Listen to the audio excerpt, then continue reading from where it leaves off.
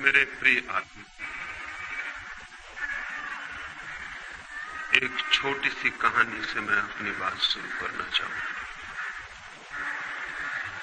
बहुत वर्ष बीते, बहुत सदियां।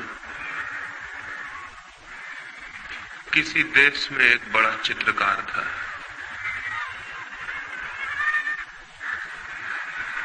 वो जब अपनी युवावस्था में था, उसने सोचा कि मैं एक ऐसा चित्र बनाऊं जिसमें भगवान का आनंद झलकता हो।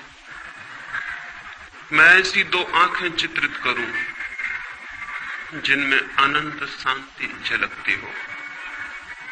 मैं ऐसे एक व्यक्ति को खोजूं, एक ऐसे मनुष्य को जिसका चित्र जीवन के जो पार है, जगत से जो दूर है, उसकी खबर लाता हो। और वो अपने देश के गांव-गांव घूमा, जंगल जंगल उसने छाना उस आदमी को जिसकी प्रति छवि वो बना सके। और आखिर एक पहाड़ पर गाय चराने वाले एक चरवाहे को उसने खोज लिया। उसकी आंखों में कोई झलक थी, उसके चेहरे की रूपरेखा में कोई दूर की खबर थी। उसे देखकर ही लगता था कि मनुष्य के भीतर परमात्मा भी है। उसने उसके चित्र को बनाया। उस चित्र की लाखों प्रतियां गांव-गांव, दूर-दूर के देशों में बिकी। लोगों ने उस चित्र को घर में टांग कर अपने को धन्य समझा। फिर 20 वर्ष बाद वो चित्रकार बूढ़ा हो गया था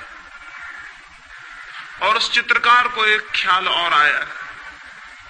जीवन भर के अनुभव से उसे पता चला था कि आदमी में भगवान ही अगर अकेला होता तो ठीक था, आदमी में शैतान भी दिखाई पड़ता है।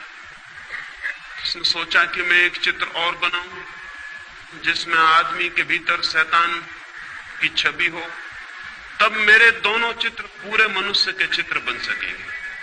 वो फिर गया बुढ़ापे में, जुआ घरों में, शराब खानों में, पागल घरों में। उसने खोजबीन की उस आदमी की जो आदमी ना हो, शैतान हो, जिसकी आंखों में नरक की लपटें जलती हों, जिसके चेहरे की आकृति उस सब का स्मरण दिलाती हो जो अशुभ है, कुरूप है, असुंदर है। वो पाप की प्रतिमा की खोज में निकला। एक प्रतिमा उसने परमात्मा की बनाई थी, वो एक प्रतिमा पाप की भी बनाना चाहता था। और बहुत खोजने के बाद एक कारागृह में उसे एक कैदी मिल गया जिसने 7 हत्याएं की थी और जो थोड़े ही दिनों बाद मृत्यु की प्रतीक्षा कर रहा था, फांसी पर लटकाया जाने को। उस आदमी की आंखों में नरक के दर्शन होते थे, घृणा जैसे साक्षात थी। उस आदमी की चेहरे की रूपरेखा ऐसी थी कि वैसा कुरूप मनुष्य खोजना मुश्किल था। उसने उसके चित्र को बनाया।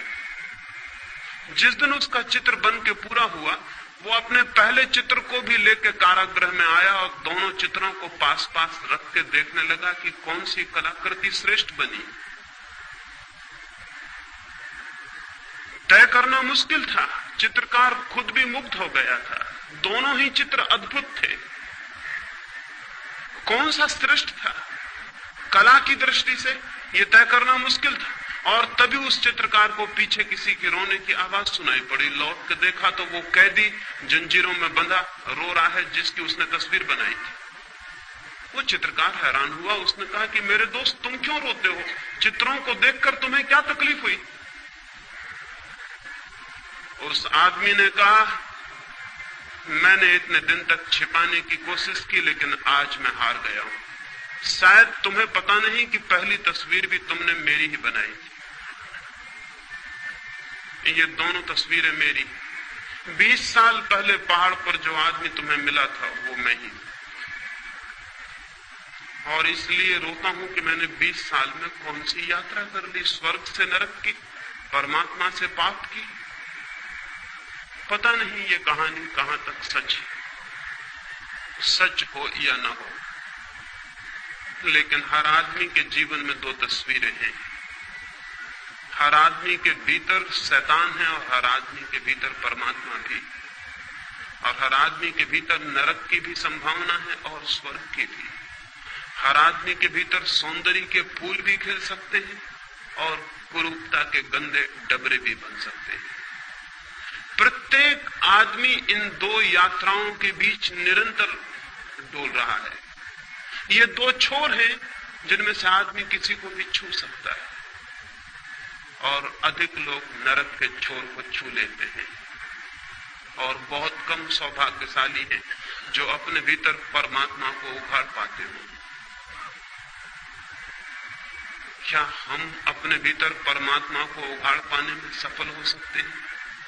क्या हम वो प्रतिमा बनेंगे जहां परमात्मा की झलक मिले?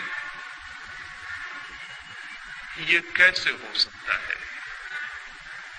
इस प्रश्न के साथ ही आज की दूसरी चर्चा में शुरू करना चाहता हूं। ये कैसे हो सकता है कि आदमी परमात्मा की प्रतिमा बने?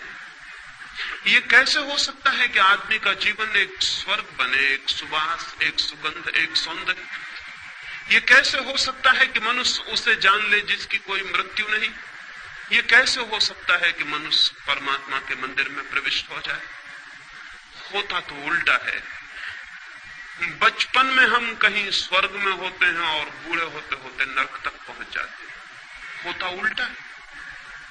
होता यह है कि बचपन के बाद जैसे रोज हमारा पतन होता है। बचपन में तो किसी इनोसेंस, किसी निर्दोष संसार का हम अनुभव करते हैं, और फिर धीरे धीरे कपट से भरा हुआ, पाखंड से भरा हुआ मार्ग हम तय करते हैं। और बूढ़े होते होते न केवल हम शरीर से बूढ़े हो जाते हैं, बल्कि हम आत्मा से भी बूढ़े हो जाते हैं। न केवल शरीर दीनहीन, जीन जर्जर हो जाता है, बल्कि आत्मा भी पतित, दीन जर्जर हो जाती है। ये और इसे ही हम जीवन मान लेते हैं और समाप्त हो जाते हैं। धर्म इस संबंध में संदेह उठाना चाहता है। धर्म एक बड़ा संदेह है इस संबंध में कि यह आदमी की जीवन की यात्रा गलत है, कि स्वर्ग से हम नरक तक पहुंच जाएं। होना तो उल्टा चाहिए।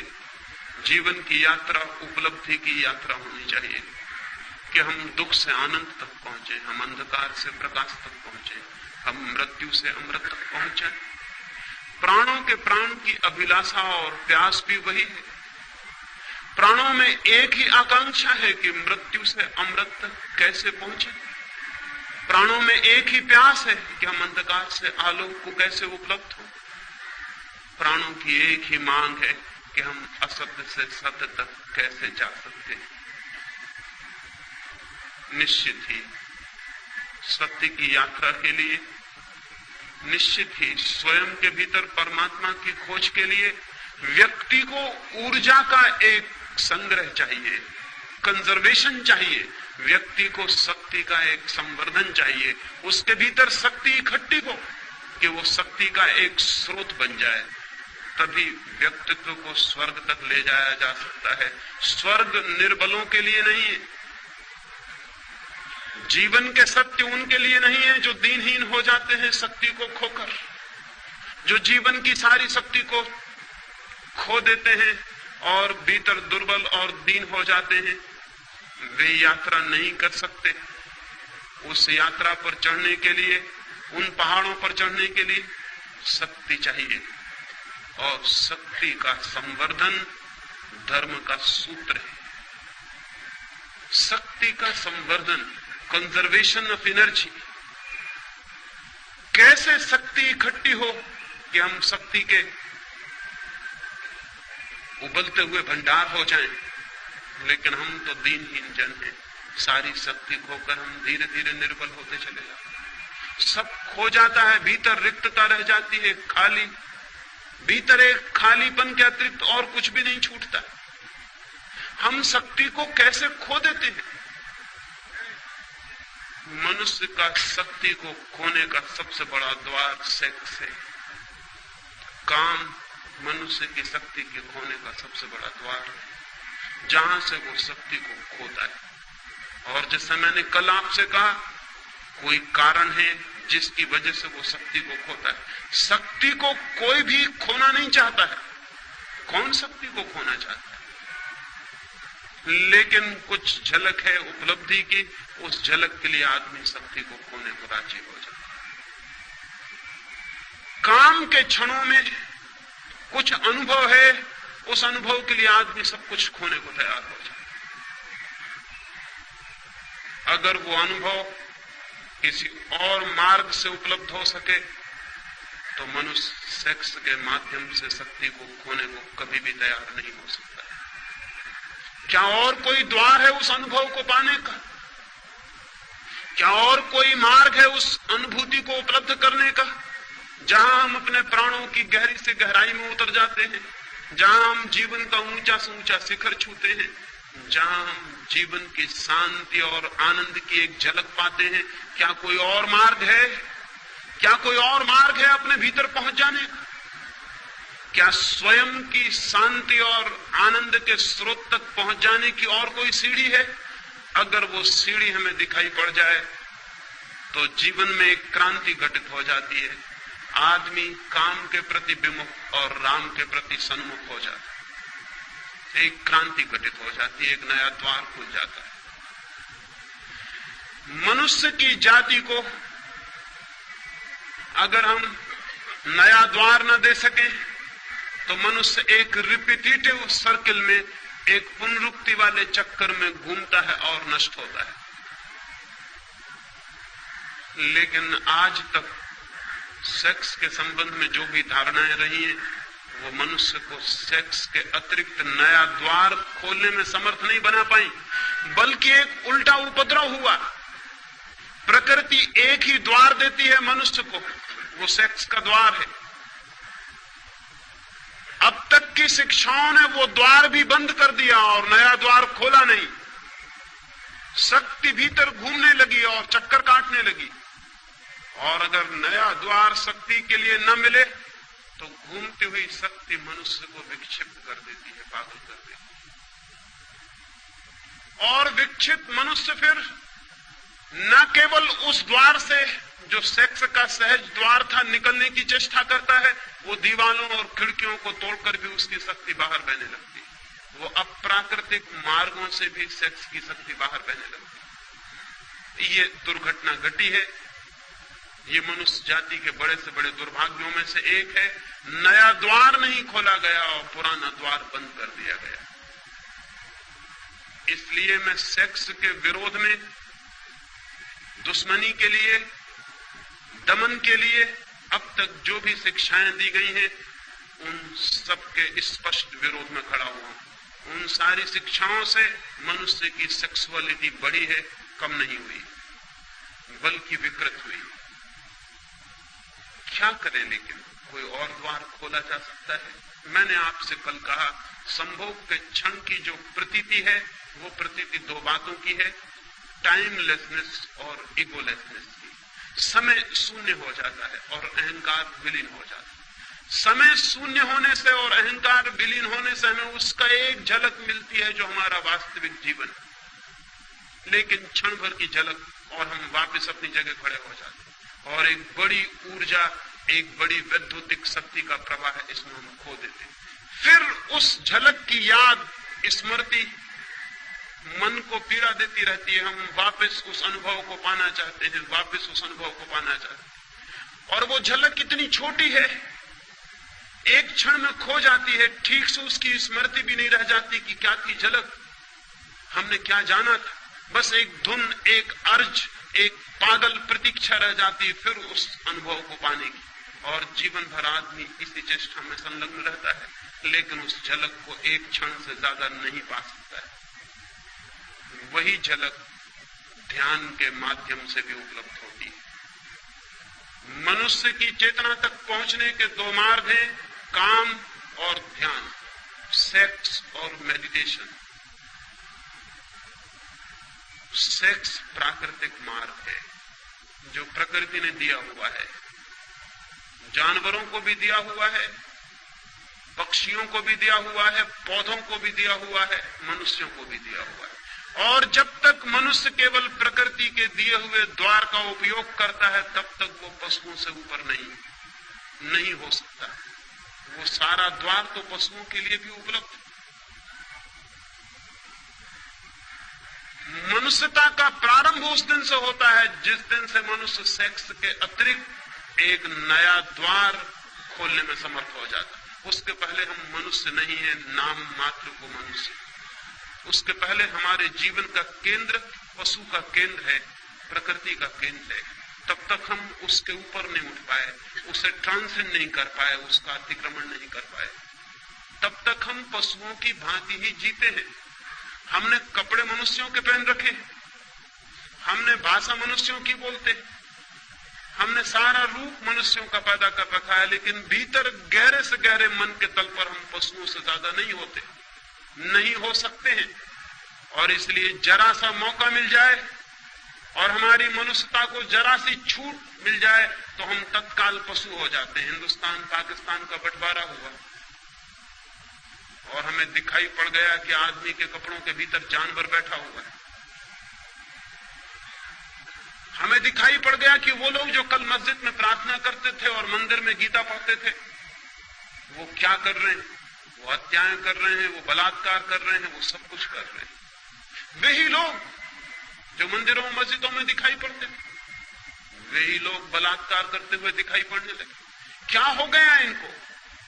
अभी दंगा फसाद हो जाए, अभी यहां दंगा हो जाए और यही आदमी को दंगे में मौका मिल जाएगा अपनी आदमी से छुट्टी ले लेने और फौरन वो जो भीतर छिपा हुआ पशु है प्रकट हो जाए। वो हमेशा तैयार है, वो प्रतीक्षा कर रहा है कि मुझे मौका मिल जाए। भीड़ भाड़ में उसे मौका मिल जाता है तो वो जल्दी से छोड़ देता है अपना ख्याल, वो जो बांध बूंद के उसने रखा हुआ है।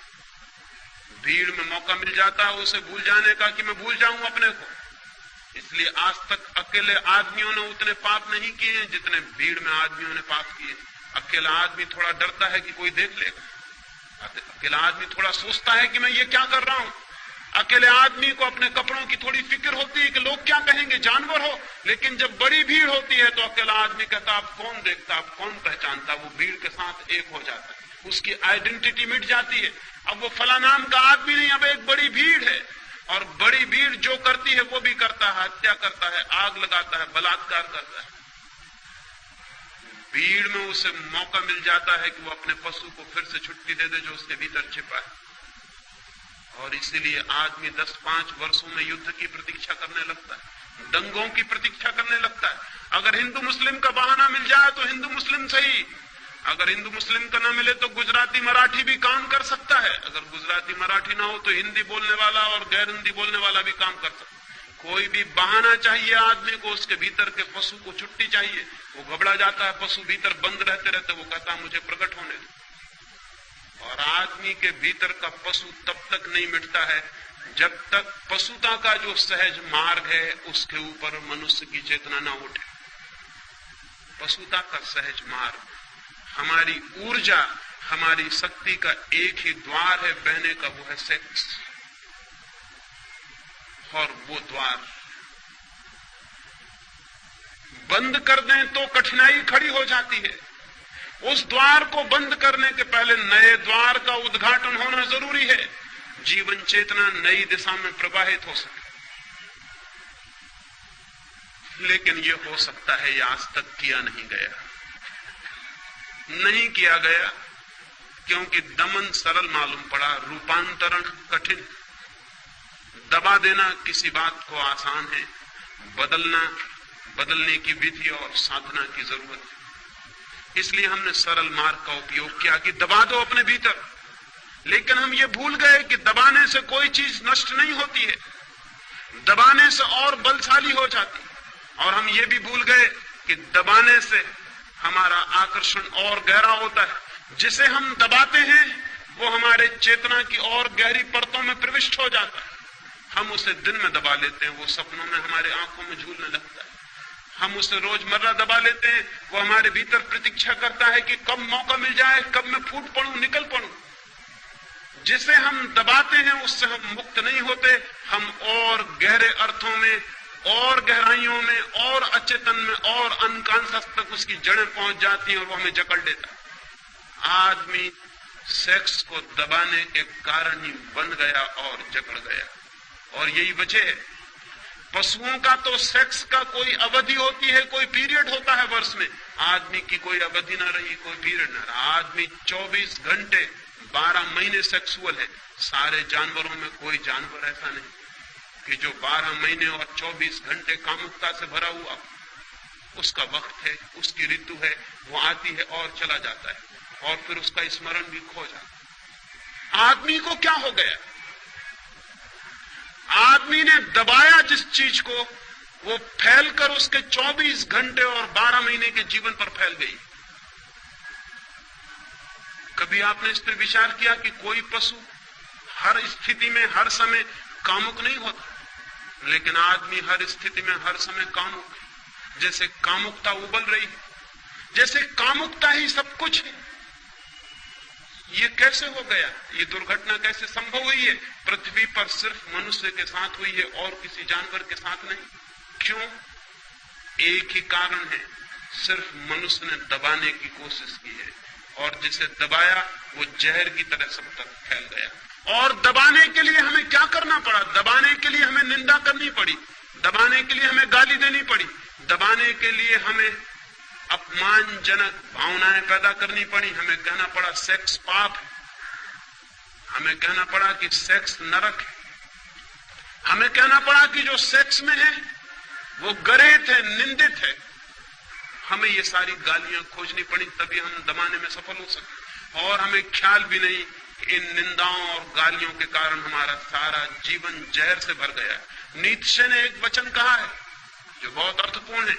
उसने कहा है कि धर्मों ने जहर खिला के सेक्स को मार डालने की कोशिश की थी। सेक्स मरा तो नहीं, सिर्फ जहरीला होकर जिंदा है।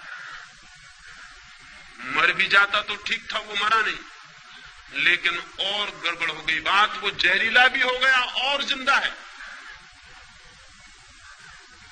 ये जो सेक्सुअलिटी है, ये जहरीला सेक्स है। सेक्स तो पशुओं में भी है, काम तो पशुओं में भी है, क्योंकि काम जीवन की ऊर्जा है। लेकिन सेक्सुअलिटी, कामुकता सिर्फ मनुष्य में, कामुकता पशुओं में नहीं। पशुओं की आंखों में देखें, वहां कामुकता दिखाई नहीं पड़ेगी। आदमी की आंखों में झांके, वहां एक कामुकता का रस झलकता हुआ दिखाई पड़ेगा। इसलिए पशु आज भी एक तरह से सुंदर है, लेकिन दमन करने वाले पागलों की कोई सीमा नहीं है कि वो कहां तक बढ़ जाएंगे। मैंने कल आपको कहा था कि अगर हमें दुनिया को सेक्स से मुक्त करना है तो बच्चे और बच्चियों को एक दूसरे के निकट लाना होगा। इसके पहले कि उनमें सेक्स जागे, 14 साल के पहले वे एक दूसरे के शरीर से इतने स्पष्ट रूप से परिचित हो ले कि वो आकांक्षा विलीन हो जाए। लेकिन अमेरिका में अभी अभी एक नया आंदोलन चला है, और वो नया आंदोलन वहां के बहुत धार्मिक लोग चला रहे हैं। शायद आपको पता भी ना हो, वो नया आंदोलन बड़ा अद्भुत। वो आंदोलन ये है कि सड़कों पर गाय, भैंस, घोड़े, कुत्ता, बिल्ली को भी बिना कपड़ों के नहीं निकाला जाए, उनको कपड़े पहन के निकाला जाए। उनको भी कपड़े पहनाने चाहिए, क्योंकि नंगे पशुओं को देखकर बच्चे बिगड़ सकते। बड़े मजे की बात है, नंगे पशुओं को देखकर बच्चे बिगड़ सकते हैं। अमेरिका के कुछ नीति शास्त्री इसके बाबत आंदोलन और संगठन और संस्थाएं बना रहे हैं कि पशुओं को भी सड़कों पर नग्न नहीं लाया जा सकता। आदमी को बचाने की इतनी कोशिशें चल रही हैं, और कोशिश बचाने की जो करने वाले लोग हैं वही आदमी को नष्ट कर रहे हैं। कभी आपने ख्याल किया कि पशु अपनी नग्नता में भी अद्भुत है और सुंदर है?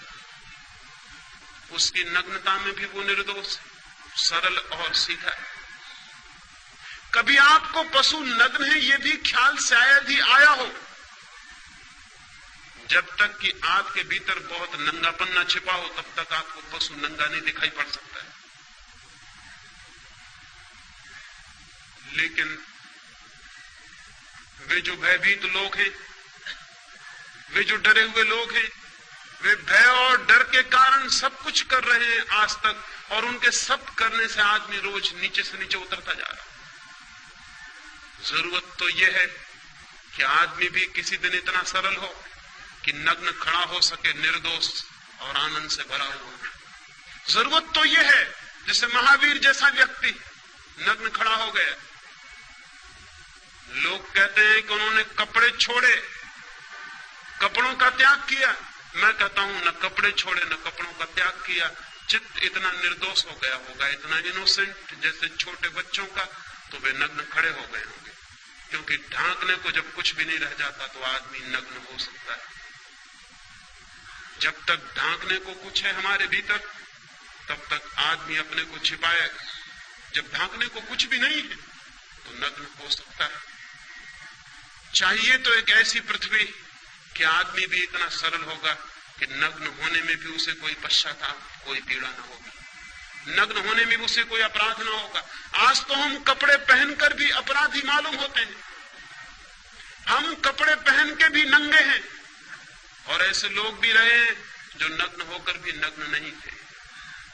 नंगापन मन की एक वृत्ति है, सरलता, निर्दोष चित्त, फिर नग्नता भी सार्थक हो जाती, अर्थपूर्ण हो जाती, वो भी एक सौंदर्य ले लेती है।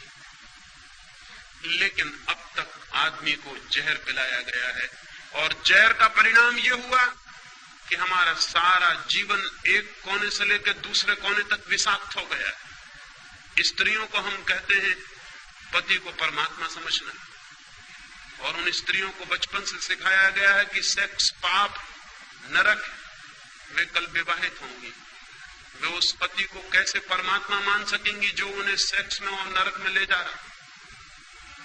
एक तरफ हम सिखाते हैं पति परमात्मा है, और पत्नी का अनुभव कहता है कि यही पहला पापी है जो मुझे नरक में घसीट रहा है। एक बहन ने मुझे आकर कहा,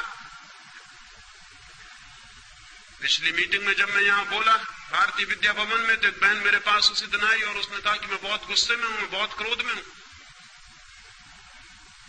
सेक्स तो बड़ी घृणित चीज है, सेक्स तो पाप है, और आपने सेक्स की इतनी बात क्यों की? मैं तो घृणा करती हूं सेक्स। अब ये पत्नी है, इसका पति है, इसके बच्चे हैं, बच्चियां हैं, और ये पत्नी सेक्स को घृणा करती है। ये पति को कैसे प्रेम कर सकती जो इसे सेक्स में ले जा रहा है? ये उन बच्चों को कैसे प्रेम कर सकती है जो सेक्स से पैदा हो रहे हैं? इसका प्रेम जहरीला रहेगा, इसके प्रेम में जहर छिपा रहेगा। पति और इसके बीच एक बुनियादी दीवार खड़ी रहेगी, बच्चों और इसके बीच एक बुनियादी दीवार खड़ी रहेगी, क्योंकि वो सेक्स की दीवार और सेक्स की कंडेमनेशन की वृत्ति बीच में खड़ी है। ये बच्चे पाप से आए हैं, ये पति और मेरे बीच पाप का संबंध, और जिनके साथ पाप का संबंध है उनके प्रति हम मैत्रीपूर्ण हो सकते हैं, पाप के प्रति हम मैत्रीपूर्ण हो सकते हैं। सारी दुनिया का ग्रस्त जीवन नष्ट किया है सेक्स को गाली देने वाले, निंदा करने वाले लोगों ने, और उन्होंने इसे नष्ट करके जो दुष्परिणाम लाए हैं वो ये नहीं है कि सेक्स से लोग मुक्त हो गए हों। जो पति अपनी पत्नी और अपने बीच एक दीवार पाता है पाप की, वो पत्नी से कभी भी तृप्ति अनुभव नहीं कर पाता, तो आसपास की स्त्रियों को खोजता है, वेश्याओं को खोजता है, खोजेगा। अगर पत्नी से उसे तृप्ति मिल गई होती तो शायद इस जगत की सारी स्त्रियां उसके लिए मां और बहन हो जाती, लेकिन पत्नी से भी तृप्ति न मिलने के कारण सारी स्त्रियां उसे पोटेंशियल औरतों की तरह, पोटेंशियल पत्नियों की तरह मालूम पड़ती हैं, जिनको पत्नी में बदला जा सकता है। ये स्वाभाविक है, ये होने वाला था, ये होने वाला था, क्योंकि जहां तृप्ति मिल सकती थी वहां जहर है, वहां पाप है, और तृप्ति नहीं मिलती, और वो चारों तरफ भटकता है और खोजता है, और क्या क्या इजादें करता है खोज के आदमी। अगर उन सारी इजादों को हम सोचने बैठे तो घबरा जाएंगे कि आदमी ने क्या क्या इजादें की। लेकिन एक बुनियादी बात पर ख्याल नहीं किया कि वो जो प्रेम का कुआं था, वो जो काम का कुआं था, वो जहरीला बना दिया गया। और जब पति और पत्नी के बीच जहर का भाव हो, घबराहट का भाव हो, पाप का भाव हो, तो फिर ये पाप की भावना रूपांतरण नहीं करने देगी। अन्यथा मेरी समझ ये है कि एक पति और पत्नी अगर एक दूसरे के प्रति समझ पूर्वक, प्रेम से भरे हुए, आनंद से भरे हुए और सेक्स के प्रति बिना निंदा के सेक्स को समझने की चेष्टा करेंगे, तो आज नहीं कल उनके बीच का संबंध रूपांतरित हो जाने वाला है। यह हो सकता है कि कल वही पत्नी मां जैसी दिखाई पड़ने लगे। गांधी जी 1930 के करीब श्रीलंका गए थे, उनके साथ कस्तूरबा साथ थी। संयोजकों ने समझा कि शायद गांधी जी की मां साथ आई हुई, क्योंकि गांधी जी कस्तूरबा को खुद भी बाही कहते थे। लोगों ने समझा कि शायद उनकी मां होगी। संयोजकों ने परिचय देते हुए कहा कि गांधी जी आए हैं और बड़े सौभाग्य की बात, उनकी मां भी साथ आई हुई, वो उनके बगल में बैठी हुई। गांधी जी के सेक्रेटरी तो घबरा गए कि ये तो भूल हमारी, हमें बताना था कि साथ में कौन है, लेकिन अब तो बड़ी देर हो चुकी थी। गांधी तो मंच पर जाके बैठ भी गए थे और बोलना शुरू कर दिया। सेक्रेटरी घबराए हुए हैं कि गांधी पीछे क्या कहेंगे। उन्हें कल्पना भी नहीं हो सकती थी कि गांधी नाराज नहीं होंगे, क्योंकि ऐसे पुरुष बहुत कम हैं जो पत्नी को मां बनाने में समर्थ हो जाते। लेकिन गांधी जी ने कहा कि सौभाग्य की बात है कि जिन मित्र ने मेरा परिचय दिया है, उन्होंने भूल से एक सच्ची बात कह दी। कस्तूरबा कुछ वर्षों से मेरी मां हो गई, कभी वो मेरी पत्नी थी, लेकिन अब वो मेरी मां है। इस बात की संभावना है कि अगर पति और पत्नी काम को, संभोग को समझने की चेष्टा करें तो एक दूसरे के मित्र बन सकते हैं और एक दूसरे के काम के रूपांतरण में सहयोगी और साथी हो सकते हैं। और जिस दिन कोई पति और पत्नी अपने आपस के संभोग के संबंध को रूपांतरित करने में सफल हो जाते हैं, उस दिन उनके जीवन में पहली दफे एक दूसरे के प्रति अनुग्रह और ग्रेटिट्यूड का भाव पैदा होता है। उसके पहले नहीं। उसके पहले वे एक दूसरे के प्रति क्रोध से भरे रहते हैं। उसके पहले वे एक दूसरे के बुनियादी शत्रु बने रहते हैं। उसके पहले उनके बीच एक संघर्ष है, मैत्री नहीं। मैत्री उस दिन शुरू होती है जिस दिन वे एक दूसरे के साथी बनते हैं और उनके काम की ऊर्जा को रूपांतरण करने में माध्यम बन जाते। उस दिन एक अनुग्रह, एक ग्रेटिट्यूड, एक कृतज्ञता का भाव ज्ञापन होता है। उस दिन पुरुष आदर से भरता है स्त्री के प्रति, क्योंकि स्त्री ने उसे काम वासना से मुक्त होने में सहायता पहुंचाई। उस दिन स्त्री अनुग्रहित होती है पुरुष के प्रति कि उसने उसे साथ दिया और उसकी वासना से मुक्ति दिलवाई। उस दिन वे सच्ची मैत्री में बनते हैं, जो काम की नहीं, प्रेम की मैत्री। उस दिन उनका जीवन ठीक उस दिशा में जाता है जहां पत्नी के लिए पति परमात्मा हो जाता है और पति के लिए पत्नी परमात्मा हो जाता है उस दिन। लेकिन वो कुआं तो विषाक्त कर दिया गया है। इसलिए मैंने कल कहा कि मुझसे बड़ा शत्रु सेक्स का खोजना कठिन है, लेकिन मेरी शत्रुता का ये मतलब नहीं कि मैं सेक्स को गाली दूं और निंदा करूं। मेरी शत्रुता का मतलब यह है कि मैं सेक्स को रूपांतरित करने के संबंध में दिशा सूचन करूं। मैं आपको कहूं कि वो कैसे रूपांतरित हो सकता है। मैं कोयले का दुश्मन हूं क्योंकि मैं कोयले को हीरा बनाना चाहता हूं। मैं सेक्स को रूपांतरित करना चाहता हूं। वो कैसे रूपांतरित होगा, उसकी क्या विधि होगी? मैंने आपसे कहा एक द्वार खोलना जरूरी है, नया द्वार। बच्चे जैसे ही पैदा होते हैं वैसे ही उनके जीवन में सेक्स का आगमन नहीं हो जाता है। अभी देर है, अभी शरीर शक्ति इकट्ठी करेगा, अभी शरीर के अणु मजबूत होंगे। अभी उस दिन की प्रतीक्षा है जब शरीर पूरा तैयार हो जाएगा, ऊर्जा इकट्ठी होगी और द्वार जो बंद रहा है 14 वर्षों तक वो खुल जाएगा ऊर्जा के धक्के से और सेक्स की दुनिया शुरू होगी। एक बार द्वार खुल जाने के बाद नया द्वार खोलना कठिन हो जाता है, क्योंकि समस्त ऊर्जाओं का नियम यह है, समस्त शक्तियों का। वे एक दफा अपना मार्ग खोज लें बहने के लिए तो वे उसी मार्ग से बहना पसंद करती। गंगा बह गई है सागर की तरफ, उसने एक बार रास्ता खोज लिया, अब वो उसी रास्ते से बही चली जाती है, बही चली जाती है। रोज रोज नया पानी आता है, उसी रास्ते से बहता हुआ चला जाता है। गंगा रोज नए रास्ते नहीं खोजती। जीवन की ऊर्जा भी एक रास्ता खोज लेती, फिर वो उसी से बहती चली जाती।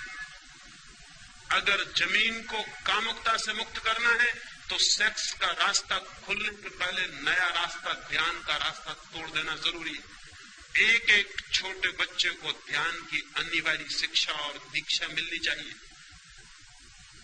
तो हम उसे सेक्स के विरोध की दीक्षा देते हैं, जो कि अत्यंत मूर्खतापूर्ण है। सेक्स के विरोध की दीक्षा नहीं देनी है, शिक्षा देनी है ध्यान की, पॉजिटिव, कि वो ध्यान को कैसे उपलब्ध हो।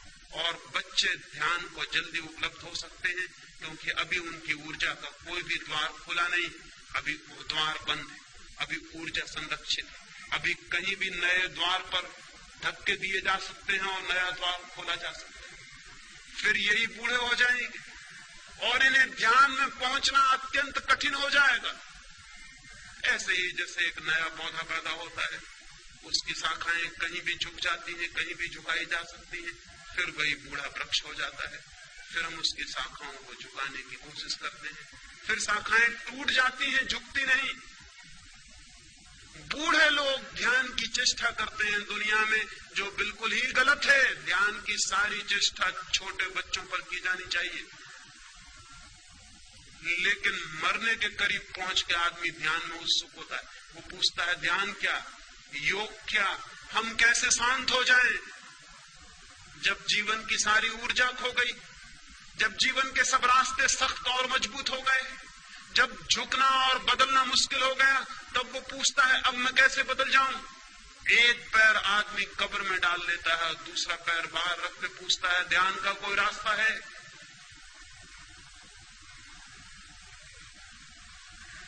अजीब सी बात है, बिल्कुल पागलपन की बात है।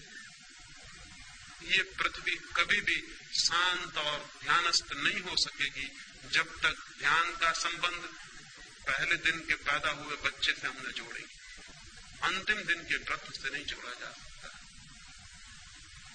व्यर्थ ही हमें बहुत श्रम उठाना पड़ता है बाद के दिनों में शांत होने के लिए, जो कि पहले एकदम हो सकता था। छोटे बच्चों को ध्यान की दीक्षा काम के रूपांतरण का पहला चरण, शांत होने की दीक्षा, निर्विचार होने की दीक्षा, मौन होने की दीक्षा। बच्चे ऐसे भी मौन हैं, बच्चे ऐसे भी शांत हैं। अगर उन्हें थोड़ा सा दिशा दी जाए और उन्हें मौन और शांत होने के लिए घड़ी भर की शिक्षा दी जाए, तो जब वे 14 वर्ष के होने के करीब आएंगे, जब काम जगेगा, तब तक उनका एक द्वार खुल चुका होगा, शक्ति इकट्ठी होगी और जो द्वार खुला है उसी द्वार से बहनी शुरू हो जाएगी। उन्हें शांति का, आनंद का, कालहीनता का, निरअहंकार भाव का अनुभव सेक्स के बहुत अनुभव के पहले उपलब्ध हो जाएगा। वही अनुभव उनकी ऊर्जा को गलत मार्गों से रोकेगा और ठीक मार्गों पर ले आएगा। लेकिन हम छोटे छोटे बच्चों को ध्यान तो नहीं सिखाते, काम का विरोध सिखाते हैं। पाप है, गंदगी है, कुरूपता है, बुराई है, नरक है, ये सब हम बताते हैं। और इस सब के बताने से कुछ भी फर्क नहीं पड़ता, कुछ भी फर्क नहीं पड़ता, बल्कि हमारे बताने से वे और भी आकर्षित होते हैं और तलाश करते हैं कि क्या है ये गंदगी, क्या है ये नरक, जिसके लिए बड़े इतने भयभीत और बेचैन हैं। और फिर थोड़े ही दिनों में उन्हें यह भी पता चल जाता है कि बड़े जिस बात से हमें रोकने की कोशिश कर रहे हैं, खुद दिन रात उसी में लीन। और जिस दिन उन्हें यह पता चल जाता है, माँ बाप के प्रति सारी श्रद्धा समाप्त हो जाती है। माँ बाप के प्रति श्रद्धा समाप्त करने में शिक्षा का हाथ नहीं है। माँ बाप के प्रति श्रद्धा समाप्त करने में माँ बाप का अपना हाथ है। आप जिन बातों के लिए बच्चों को गंदा कहते हैं, बच्चे बहुत जल्दी पता लगा लेते हैं कि उन सारी गंदगियों में आप भली भांति लवलीन। आपकी दिन की जिंदगी दूसरी है और आपकी दूसरी। आप कहते कुछ हैं, करते कुछ हैं। छोटे बच्चे बहुत एक्यूट ऑब्जर्वर होते हैं, वो बहुत गौर से निरीक्षण करते रहते हैं कि क्या हो रहा है घर में। वो देखते हैं कि माँ जिस बात को गंदा कहती है, बाप जिस बात को गंदा कहता है, वही गंदी बात दिन रात घर में चल रही। इसका उन्हें बहुत जल्दी बोध हो जाता है। उनका सारा श्रद्धा का भाव विलीन हो जाता है कि धोखेबाज हैं ये माँ बाप, पाखंडी हैं, हिपोक्रेट हैं, ये बातें कुछ और कहते हैं, करते कुछ और हैं। और जिन बच्चों का माँ बाप पर से विश्वास उठ गया, वो बच्चे परमात्मा पर कभी विश्वास नहीं कर सकेंगे, इसको याद रखना। क्योंकि बच्चों के लिए परमात्मा का पहला दर्शन माँ बाप में होता है। अगर वो वहीं खंडित हो गया तो ये बच्चे भविष्य में नास्तिक हो जाने वाले। बच्चों को पहले परमात्मा की प्रतीति अपने माँ बाप की पवित्रता से होती है। पहली दफा बच्चे माँ बाप को ही जानते हैं निकटतम, और उनसे ही उन्हें पहली दफा श्रद्धा और रिवरेंस का भाव पैदा होता है। अगर वही खंडित हो गया तो इन बच्चों को मरते दम तक वापस परमात्मा के रास्ते पे लाना मुश्किल हो जाएगा। क्योंकि पहला परमात्मा ही धोखा दे गया, जो माँ थी, जो बाप था, वही धोखेबाज सिद्ध हुआ। आज सारी दुनिया में जो लड़के ये कह रहे हैं कि कोई परमात्मा नहीं है, कोई आत्मा नहीं, कोई मोक्ष नहीं है, धर्म सब बकवास है, उसका कारण ये नहीं है कि लड़कों ने पता लगा लिया है कि आत्मा नहीं है, परमात्मा नहीं। उसका कारण ये है कि लड़कों ने माँ बाप का पता लगा लिया है कि वो धोखेबाज। और ये सारा धोखा सेक्स के आसपास केंद्रित है। ये सारा धोखा सेक्स के केंद्र पर खड़ा हुआ है। बच्चों को ये सिखाने की जरूरत नहीं कि सेक्स पाप है, बल्कि ईमानदारी से ये सिखाने की जरूरत है कि सेक्स जिंदगी का एक हिस्सा है और तुम सेक्स से ही पैदा हुए और हमारी जिंदगी में वो है, ताकि बच्चे सरलता से माँ बाप को समझ सके और जब जीवन को वो जाने तो वो आदर से भर सके कि माँ बाप सच्चे और ईमानदार थे। उनको जीवन में आस्तिक बनाने में इससे बड़ा संबल और कुछ भी नहीं होगा कि वो अपने माँ बाप को सच्चा और ईमानदार अनुभव कर सके।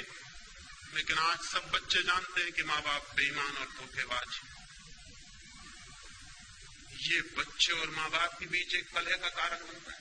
सेक्स का दमन पति और पत्नी को तोड़ दिया है, माँ बाप और बच्चों को तोड़ दिया। नहीं, सेक्स का विरोध नहीं, निंदा नहीं, बल्कि सेक्स की शिक्षा दी जानी चाहिए।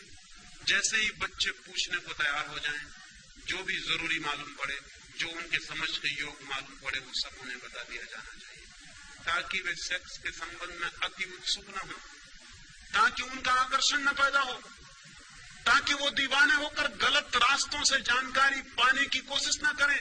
आज बच्चे सब जानकारी पा लेते हैं यहाँ वहां से, गलत मार्गों से, गलत लोगों से उन्हें जानकारी मिलती जो जीवन भर उन्हें पीड़ा देती। और माँ बाप और उनके बीच एक मौन की दीवार होती है, जैसे माँ बाप को कुछ भी पता नहीं और बच्चों को भी कुछ पता नहीं। उन्हें सेक्स की सम्यक शिक्षा मिलनी चाहिए, राइट एजुकेशन। और दूसरी बात, उन्हें ध्यान की दीक्षा मिलनी चाहिए, कैसे मौन हो, कैसे शांत हो, कैसे निर्विचार हो। और बच्चे तत्क्षण निर्विचार हो सकते हैं, मौन हो सकते हैं, शांत हो सकते हैं। 24 घंटे में 1 घंटे अगर बच्चों को घर में मौन में ले जाने की व्यवस्था हो, निश्चित ही वे मौन में तभी जा सकेंगे जब आप भी उनके साथ मौन बैठ सकें। हर घर में 1 घंटा मौन का अनिवार्य होना चाहिए।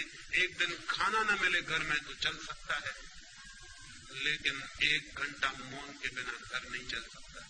वो घर झूठा है, उस घर को परिवार कहना गलत है जिस परिवार में 1 घंटे की मौन की दीक्षा नहीं। वो 1 घंटे का मौन 14 वर्षों में उस दरवाजे को तोड़ देगा, रोज धक्के मारेगा, उस दरवाजे को तोड़ देगा जिसका नाम ध्यान है। जिस ध्यान से मनुष्य को समयहीन, टाइमलेसनेस, इगोलेसनेस, अहंकार शून्य अनुभव होता है, जहां से आत्मा की झलक मिलती है। वो झलक सेक्स के अनुभव के पहले मिल जानी जरूरी। अगर वो झलक मिल जाए तो सेक्स के प्रति अतिशय दौड़ समाप्त हो जाएगी, ऊर्जा इस नए मार्ग से बहने लगेगी। ये मैं पहला चरण कहता हूं।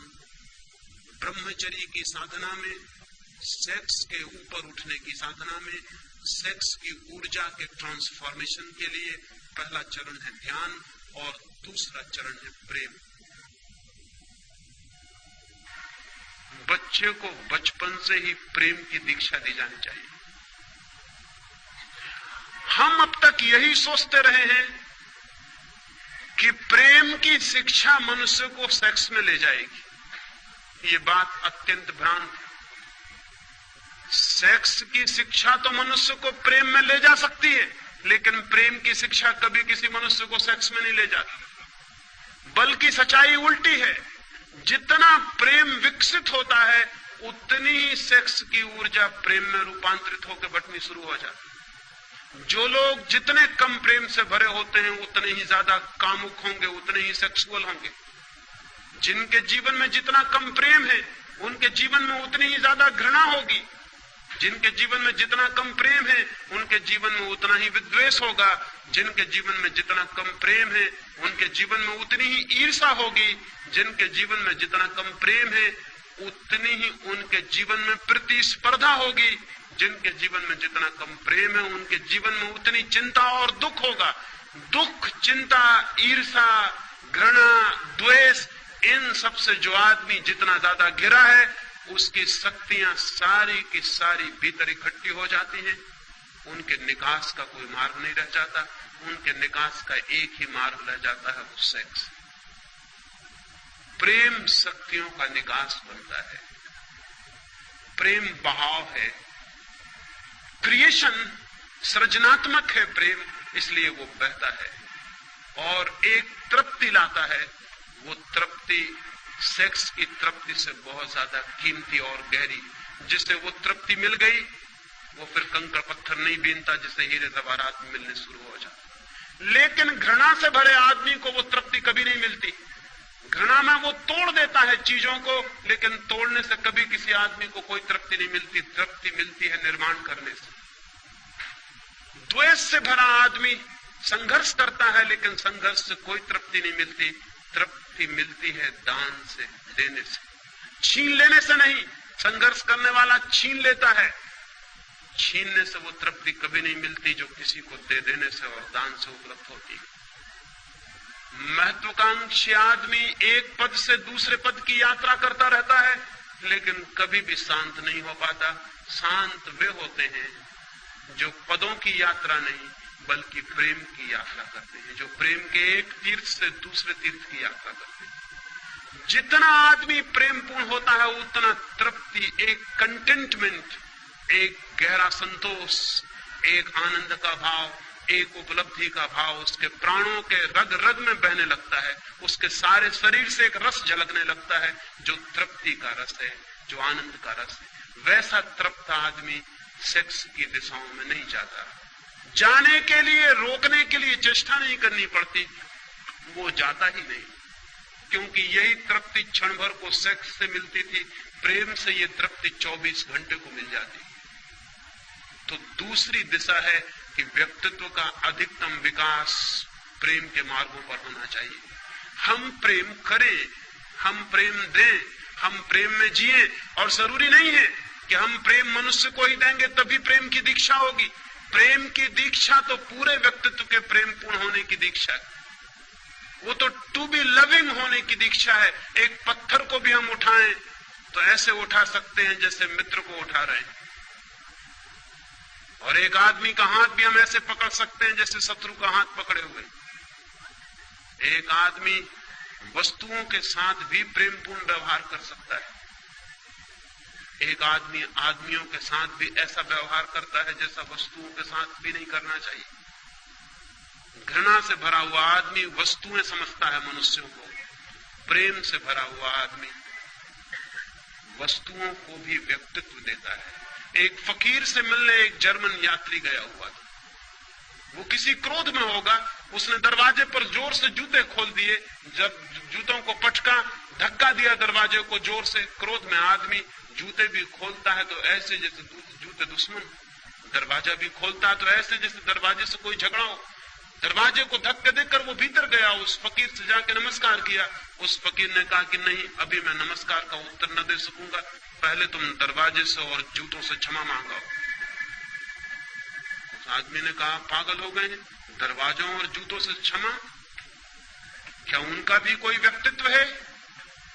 उस फकीर ने कहा, तुमने क्रोध करते समय कभी भी न सोचा कि इनका कोई व्यक्तित्व है। तुमने जूते ऐसे पटके जैसे उनमें जान हो, जैसे उनका कोई कसूर हो। तुमने दरवाजा ऐसा खोला जैसे तुम दुश्मन हो। नहीं, जब तुमने क्रोध करते वक्त उनका व्यक्तित्व मान लिया तो पहले जाओ क्षमा मांग के आ जाओ, तब मैं तुमसे आगे बात करूं, अन्यथा मैं बात करने को नहीं। अब वो आदमी दूर जर्मनी से उस फकीर को मिलने गया था, इतनी सी बात पर मुलाकात ना हो सकेगी, मजबूरी थी, उसे जाके दरवाजे पर हाथ जोड़ के क्षमा मांगनी पड़ी कि मित्र क्षमा कर दो। जूतों को कहना पड़ा माफ करिए, भूल हो गई, हमने जो आपको इस भांति गुस्से में खोला। उस जर्मन यात्री ने लिखा है कि लेकिन जब मैं क्षमा मांग रहा था तो पहले तो मुझे हंसी आई कि मैं क्या पागलपन कर रहा हूं, लेकिन जब मैं क्षमा मांग चुका तो मैं हैरान हुआ, मुझे एक इतनी शांति मालूम हुई जिसकी मुझे कल्पना नहीं हो सकती थी कि दरवाजे और जूतों से क्षमा मांग के शांति मिल सकती। मैं जाकर उस फकीर के पास बैठा, वो हंसने लगा और उसने कहा अब ठीक, अब कुछ बात हो सकती है, तुमने थोड़ा प्रेम जाहिर किया, अब तुम संबंधित हो सकते हो, समझ भी सकते हो, क्योंकि अब तुम प्रफुल्लित हो, अब तुम आनंद से भर गए हो। सवाल मनुष्यों के साथ ही प्रेमपूर्ण होने का नहीं, प्रेमपूर्ण होने का है। ये सवाल नहीं है कि मां को प्रेम दो, ये गलत बातें हैं।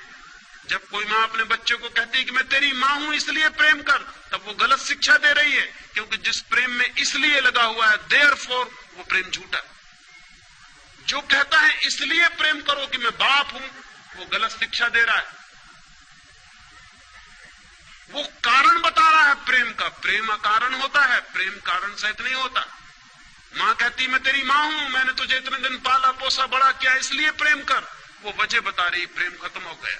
अगर वो प्रेम भी होगा तो बच्चा झूठा प्रेम दिखाने की कोशिश करेगा, क्योंकि ये मां है इसलिए प्रेम दिखाना पड़ेगा। नहीं, प्रेम की शिक्षा का मतलब है प्रेम का कारण नहीं, प्रेम पूर्ण होने की सुविधा और व्यवस्था कि बच्चा प्रेमपूर्ण हो सके। जो मां कहती मुझसे प्रेम कर क्योंकि मैं मां हूं, वो प्रेम नहीं सिखा रही। उसे ये कहना चाहिए कि ये तेरा व्यक्तित्व, ये तेरे भविष्य, ये तेरे आनंद की बात है कि जो भी तेरे मार्ग पे पड़ जाए तो उससे प्रेमपूर्ण हो। पत्थर पड़ जाए, फूल पड़ जाए, आदमी पड़ जाए, जानवर पड़ जाए, ये सवाल जानवर को प्रेम देने का नहीं, फूल को प्रेम देने का नहीं, मां को प्रेम देने का नहीं, तेरे प्रेमपूर्ण होने का है, क्योंकि तेरा भविष्य इस पर निर्भर करेगा कि तू कितना प्रेमपूर्ण है, तेरा व्यक्तित्व कितना प्रेम से भरा हुआ है, उतना तेरे जीवन में आनंद की संभावना बढ़ेगी। प्रेमपूर्ण होने की शिक्षा चाहिए मनुष्य को, तो वो कामुकता से मुक्त हो सकता है। लेकिन हम तो प्रेम की कोई शिक्षा नहीं देते,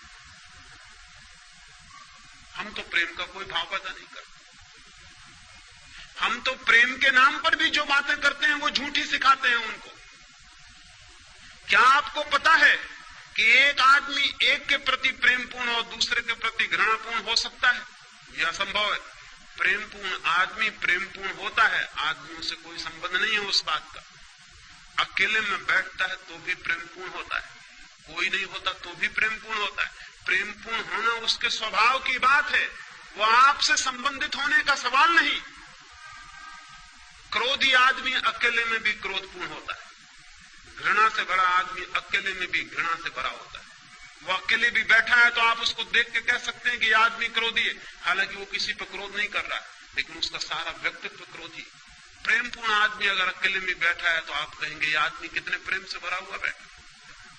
फूल एकांत में खिलते हैं जंगल के तो वहां भी सुगंध बिखेरते रहते हैं, चाहे कोई सूंघने वाला हो या ना हो। रास्ते से कोई निकले या निकले, फूल सुगंधित होता रहता है। फूल का सुगंधित होना स्वभाव है, इस भूल में आप मत पड़ना कि आपके लिए सुगंधित हो रहा है।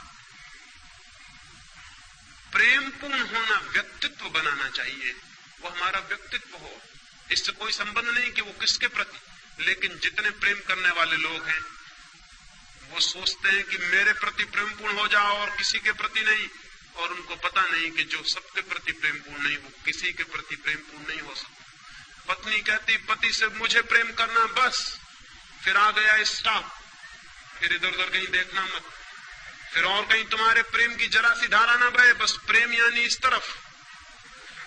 और उस पत्नी को पता नहीं कि ये प्रेम झूठा वो अपने हाथ से किए ले रही। जो पति प्रेमपूर्ण नहीं है हर स्थिति में हर एक के प्रति, वो पत्नी के प्रति भी प्रेमपूर्ण कैसे हो सकता है? प्रेमपूर्ण 24 घंटे के जीवन का स्वभाव। वो ऐसी कोई बात नहीं कि हम किसी के प्रति प्रेमपूर्ण हो जाएं और किसी के प्रति प्रेमहीन हो जाएं। लेकिन आज तक मनुष्यता इसको समझने में समर्थ नहीं हो पाई।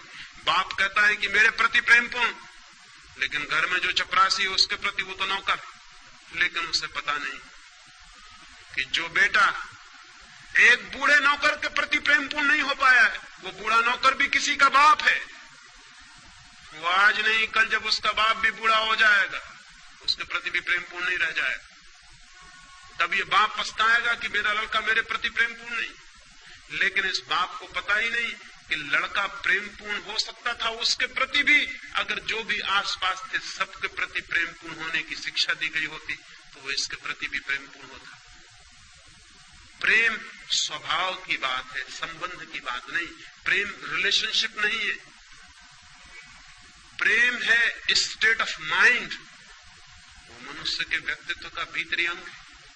तो हमें प्रेमपूर्ण होने की दूसरी दीक्षा दी जानी चाहिए एक एक चीज के प्रति। अगर बच्चा एक किताब को भी गलत ढंग से रखे तो गलती बात है, उसे उसी क्षण टोकना चाहिए कि तुम्हारे व्यक्तित्व के लिए शोभादायक नहीं कि तुम इस भांति किताब को रखो। कोई देखेगा, कोई सुनेगा, कोई पाएगा कि तुम किताब के साथ दुर्व्यवहार किए हो, तुम एक कुत्ते के साथ गलत ढंग से पेश आए हो। ये तुम्हारे व्यक्तित्व की गलती है। एक फकीर के बाबत मुझे ख्याल आता है। एक छोटा सा फकीर का झोपड़ा था। रात थी, जोर से वर्षा होती थी, रात के 12 बजे होंगे। फकीर और उसकी पत्नी दोनों सोते थे। किसी आदमी ने दरवाजे पर दस्तक दी। छोटा था झोपड़ा, कोई शायद शरण चाहता है। उसकी पत्नी से उसने कहा कि द्वार खोल दे। कोई द्वार पर खड़ा है, कोई यात्री, कोई अपरिचित मित्र। सुनते हैं उसकी बात। उसने कहा कोई अपरिचित मित्र। हमारे तो जो परिचित हैं वो भी मित्र नहीं होते। उसने कहा कोई अपरिचित मित्र, ये प्रेम का भाव। कोई अपरिचित मित्र द्वार पर खड़ा है, द्वार खोल। उसकी पत्नी ने कहा लेकिन जगह तो बहुत कम है, हम 2 के लायक ही मुश्किल से है। कोई तीसरा आदमी भीतर आएगा तो हम क्या करेंगे? उस फकीर ने कहा पागल, ये किसी अमीर का महल नहीं है कि छोटा पड़ जाए। ये गरीब की झोपड़ी। अमीर का महल छोटा पड़ जाता है हमेशा। एक मेहमान आ जाए तो महल छोटा पड़ जाता है। ये गरीब की झोपड़ी है। उसकी पत्नी ने कहा इसमें झोपड़ी अमीर और गरीब का क्या सवाल, जगह छोटी है। उस फकीर ने कहा जहां दिल में जगह बड़ी हो वहां झोपड़ा महल की तरह मालूम होता है, और जहां दिल में छोटी जगह हो वहां झोपड़ा। तो क्या महल भी छोटा और झोपड़ा हो जाता? द्वार खोल दे।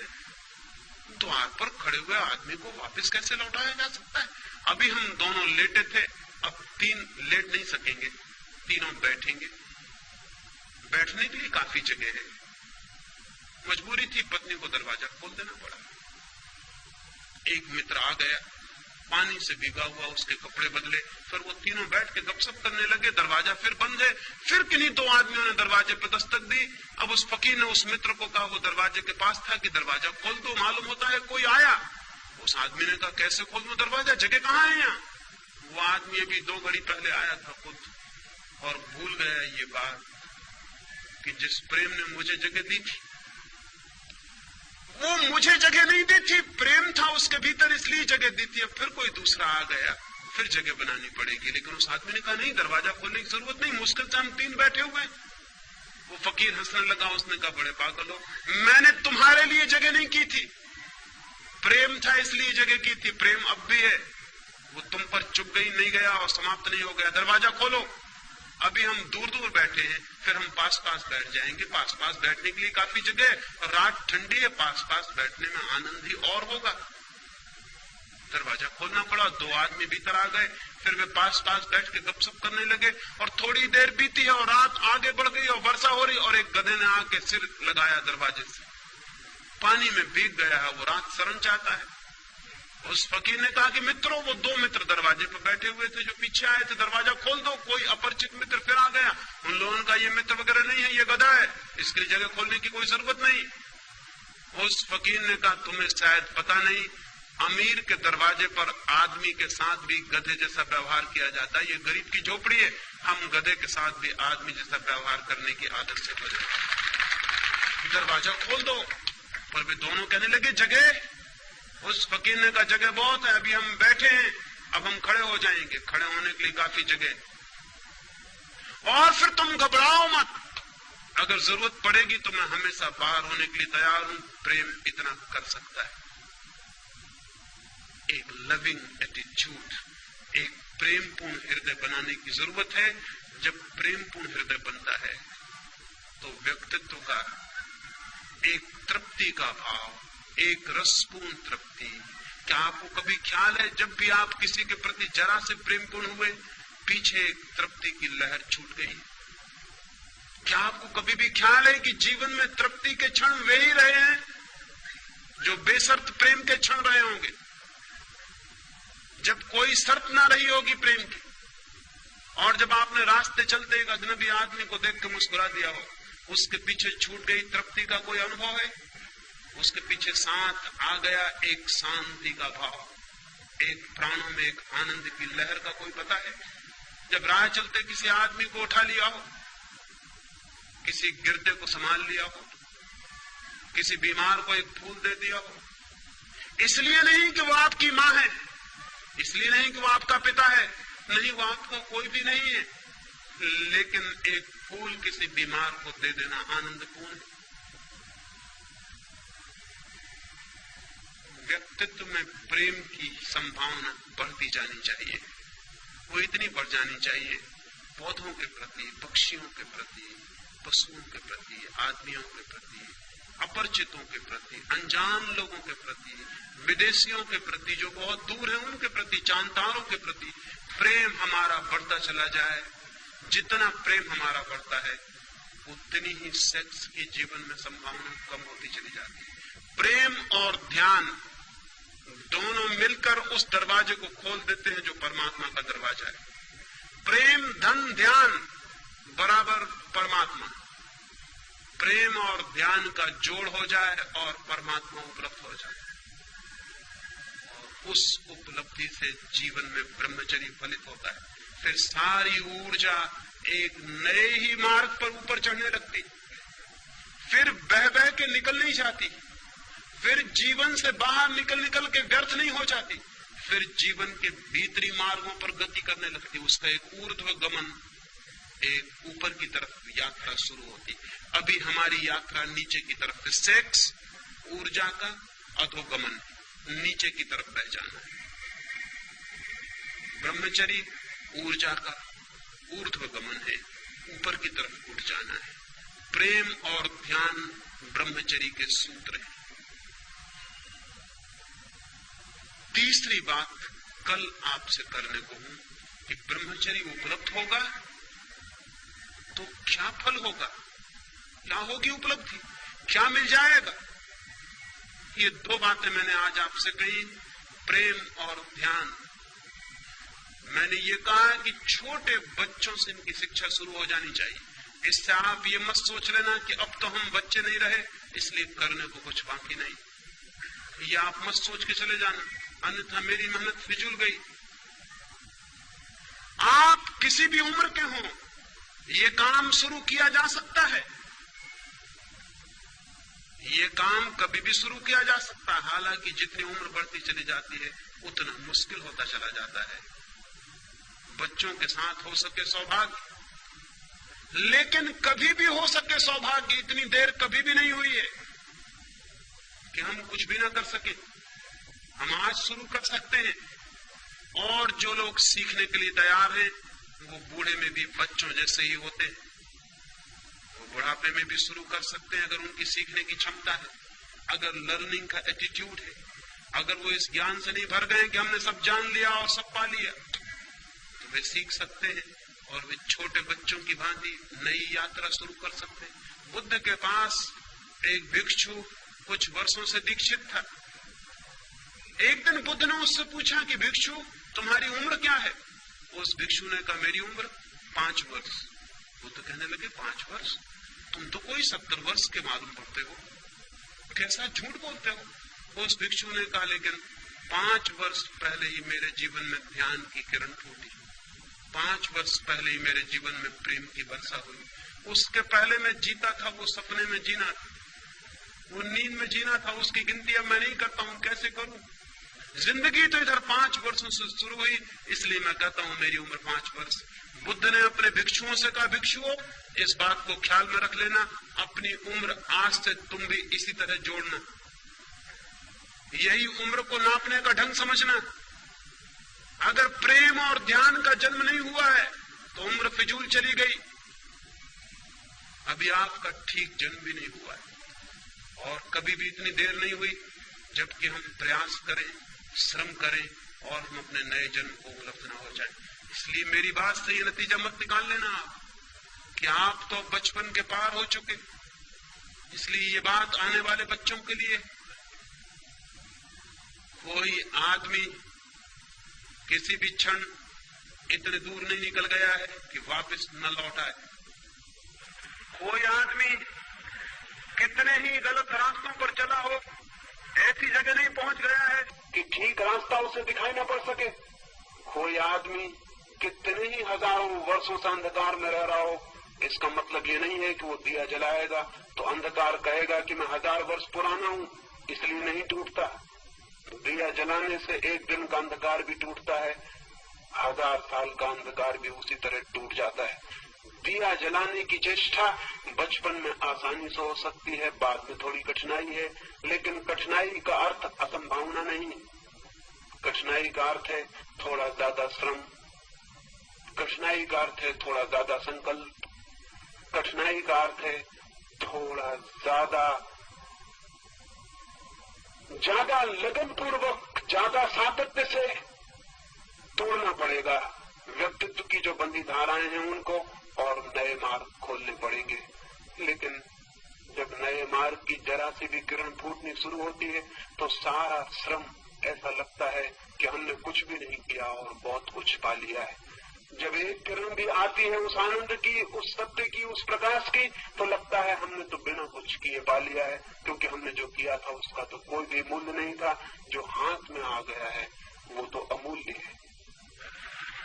इसलिए ये भाव मन में आप न लेंगे, ऐसी मेरी प्रार्थना है। मेरी बातों को इतनी शांति और प्रेम से सुना, उसके लिए बहुत बहुत अनुग्रहित हूँ और अंत में सबके भीतर बैठे परमात्मा को प्रणाम करता हूँ। मेरे प्रणाम स्वीकार करें।